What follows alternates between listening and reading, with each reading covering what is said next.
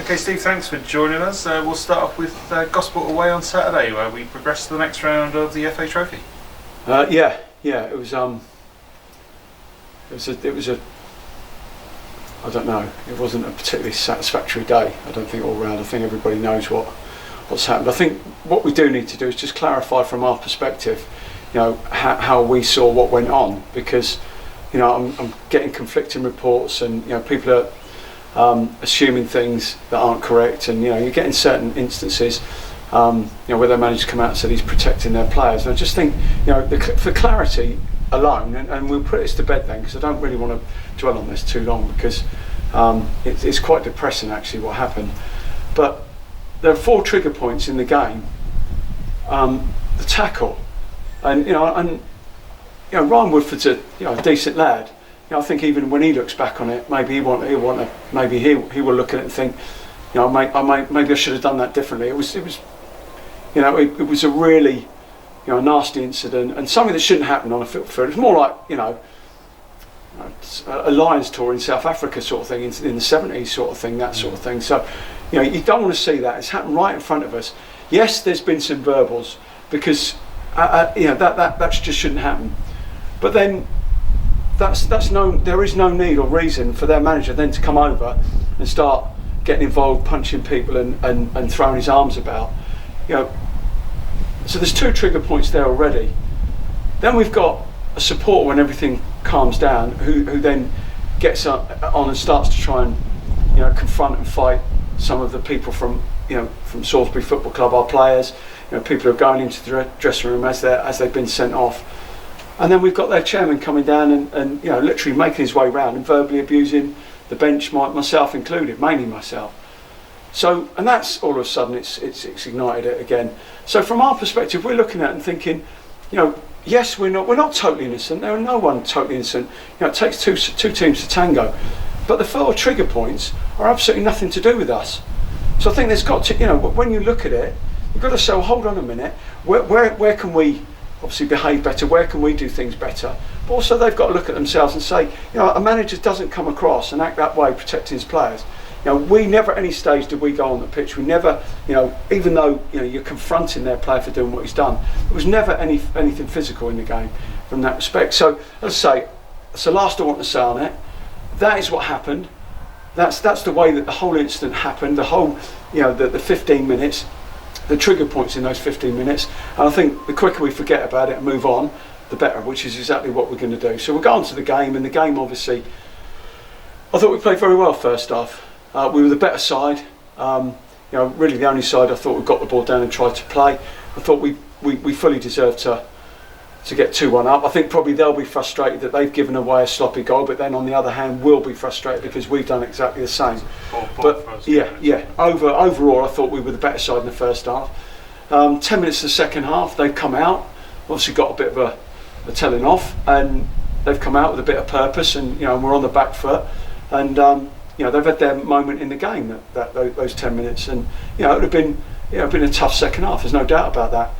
But then what happens then, as we say, we've covered, we move on. I thought we did brilliantly after that. I don't think the referee, in the decisions that he made, did us any favours at all, in respect of, we're not the team that we're the sinned against, not the team that have sinned, yet we've lost a player and we've lost a player to injury, whereas all they've done is just lose a single player. So we've come out of that, and obviously that's upset our rhythm a little bit, but we really have dug in. People are saying, well, it's strange because you look at the report and I think it's 86 minutes, we go down to 9 men, but there's like another 15 minutes on top of that, so you're almost at, I don't know, it's 15-20 minutes with 9 men against 10, and I thought we were outstanding then. We really dug in. Jack Ball, I think, epitomised everything that we're about at the football club. He can feel hard done by, he's not playing, but he's come on, he's done absolutely brilliantly. He's made a tackle and a header, which has, saved the game from our perspective. Everyone's dug in, they're on their knees, but we've seen it out, and I think that was the real pleasing aspect of the game. As far as the day's concerned, you walk away, and as I was sort of like, I suppose I didn't really get to enjoy it because it just, I think the things that went on around it, really were sort of like overtook everything else. So it's done, it's finished. Hopefully we move on. We'll, as I say, we want to move on as quickly as we can from that. I don't think that from their perspective they'll want that to happen again. We won't want it to happen again. Hopefully it won't happen again, and we can all get on with our football. So we look forward to the next round. We've got Plymouth Parkway, who we're playing away on the 13th of November. Yeah, I mean, it's a team from a lower division, but I'm one of those. I'm not. My glass isn't always half full, but they've beaten Merthyr. Funnily enough, they went to Gosport, and we're a little bit unlucky to lose at Gosport. I was speaking to a couple of people at Gosport about the game. They said that they were really good, and it was a serious game of football. Away again.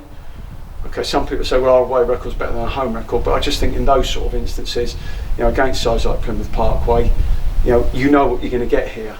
It's not always the case when you go somewhere else. So we found that Kidlington away last year. They weren't doing brilliantly in their league, but they were a really tough proposition. It was a really really tough game.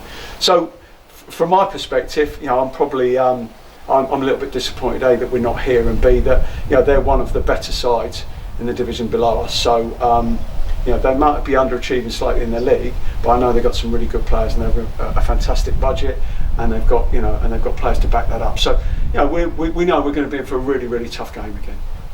So obviously on Saturday we had Josh hobble off, which looking forward to Yate Town on Tuesday night. It's going to be a bit of a problem losing Josh and a few others as well. There were a few others, obviously Marv, we had to change, we went a particular system for Gosport, and then Marv sort of like woke up in the morning, he came to the game, so I'm not feeling great, my neck, I can barely move my neck to the right hand side. Obviously Marv was pivotal in what we were trying to do, so everything changed from that perspective.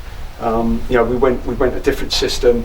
I thought the system actually suited the players that were available, which I was pleased about, because that was, if we got that wrong, I think it would have been a difficult occasion. So, Marv dropped out. Obviously, we've got 2 or 3 others that are still struggling with their fitness. Josh, Tom Blair, Darren's going to be suspended. So we're still one step forward and 2 steps back at this stage. We are looking to maybe bring 1 or 2 more players in, because we've got a plethora of games over the next 2 or 3 months. If we are able to get past Plymouth Parkway, then that'll make another game into the equation. So it's one of those where we haven't really got ahead of the game, if you can understand what I mean. It's always been, we always seem to be chasing our tails with regard to injuries and suspensions.